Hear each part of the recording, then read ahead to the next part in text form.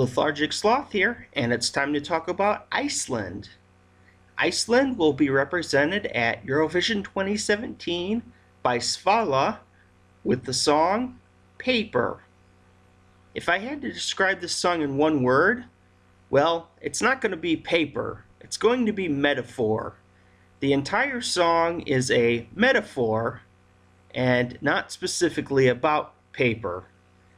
A lot of people have been writing, oh, why? Song about paper. Why are they singing about paper? Blah, blah, blah, blah. Well, do you listen to the words? Do you comprehend? It's a metaphor, not a song about paper. But I shouldn't even have to explain that.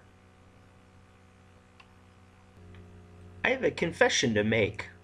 It was April 16th, 2017, and that day is the very first day I listened to the entire song Paper by Svala. Yes, I've heard the chorus on people's top lists. I really love studying those top lists as I can make accurate predictions to how this contest will end and who the winners will be, so that's kind of a hobby of mine. But I have not heard this song, and a couple more that I still have to review until now. Upon hearing this, I get a very 80s Madonna, Like a Prayer, 1989 era feeling. Does anyone else feel this way, or am I the only one? It's very retro. I'm not saying it is a copy, but it sounds like a song that would be produced from this time period. It is very late 80s, early 90s pop sounding, but with a modern twist. And just for clarification, the music video was not shot in a fish factory, but in a coffee factory. People seem to confuse that, so I wanted to bring that up. So let's start the review now. What's good about this song? Svala is a very capable live performer.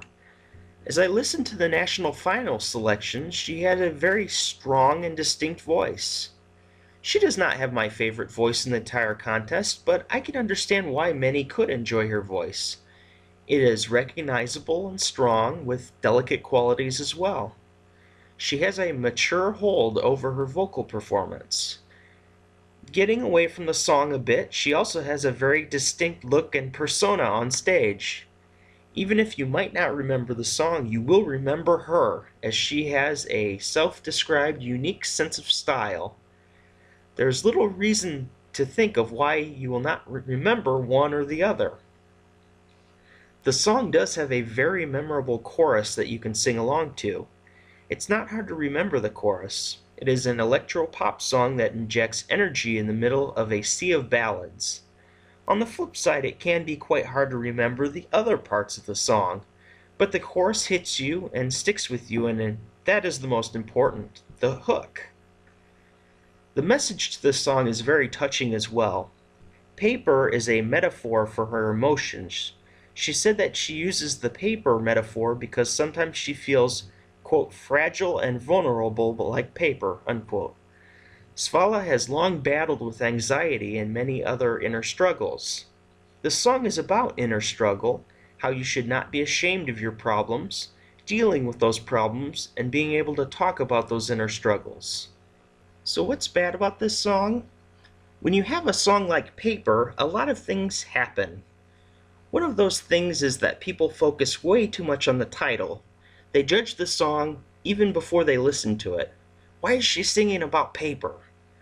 The truth is that modern humans are becoming less and less intelligent. You know, smartphones, dumb people idea, as the years go on.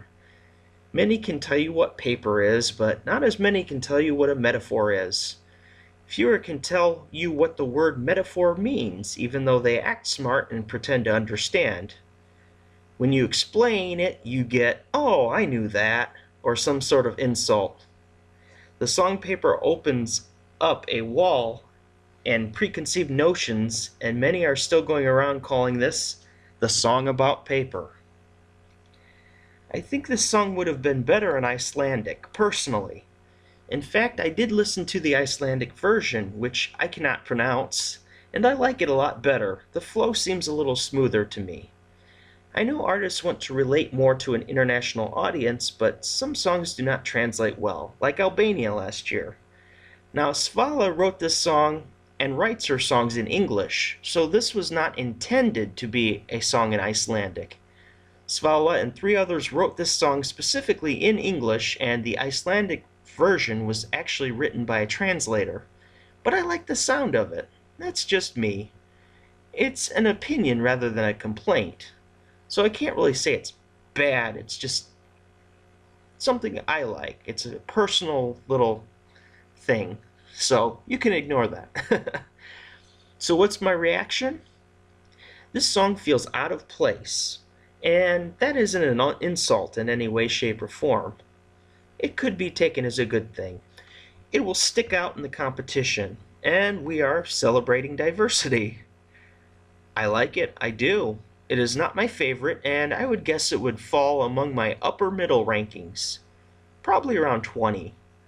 But there are many other songs that I relate to farther and love more. But I do appreciate this song. It sounds good, it makes you feel good listening to it, even though it's a bit of a sad song about inner struggles, but it's also about triumph at the end of the road.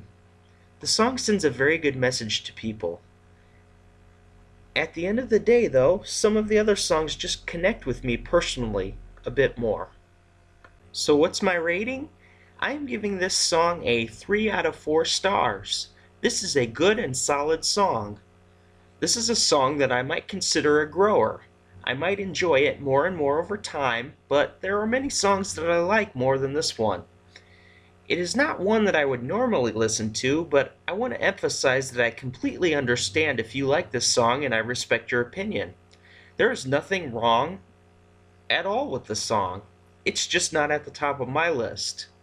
But I don't find it annoying or bad in any way, so really, I can only say personal preference is where I get this rating. So is this song a contender or a pretender? I'm going to go out on a limb and call this song a pretender. This song is one that I find enjoyable, but I cannot actually picture this winning the competition. I only say this because I know there's other frontrunner songs that I think are a little bit better. Now, I do believe this has a chance to qualify, and if I had to guess right now, I think this will qualify for the finals. I just don't hear anything with this that will blow the voters and juries away. It is a good, solid song for Eurovision that almost transports us back in time, but keeps modern aspects as well. I like it, and I have positive feelings about the song and the message, but I feel it will not win the competition. Iceland has been very good in my opinion the past 2 years, and they've failed to qualify both years. In 2015, Maria Olafs was very good with Unbroken, but I think nerves got the best of her and her semi-performance was very flawed vocally. She placed 15th. Iceland was my biggest disappointment in the contest in 2016. No, I was not disappointed in Greta Salom. I was disappointed that Hear Them Calling did not qualify. What the heck? I only got 2 qualifying predictions wrong out of both semifinals, and this was one of them. Norway was the other one. I called Iceland being a guarantee last year as I loved this song and performance. The staging was brilliant.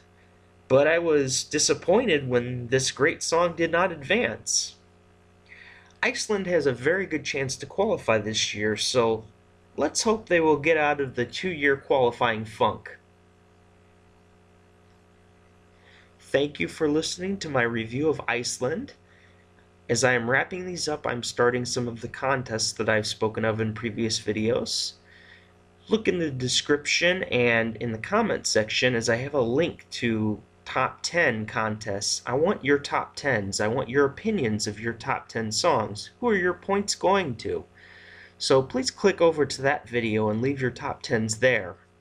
I'm going to be making a video of my top 42 pretty soon, probably within the next couple of days. I'm trying to get that out, and I also want to continue promoting this top 10s because I really want to hear your predictions so I can make my predictions.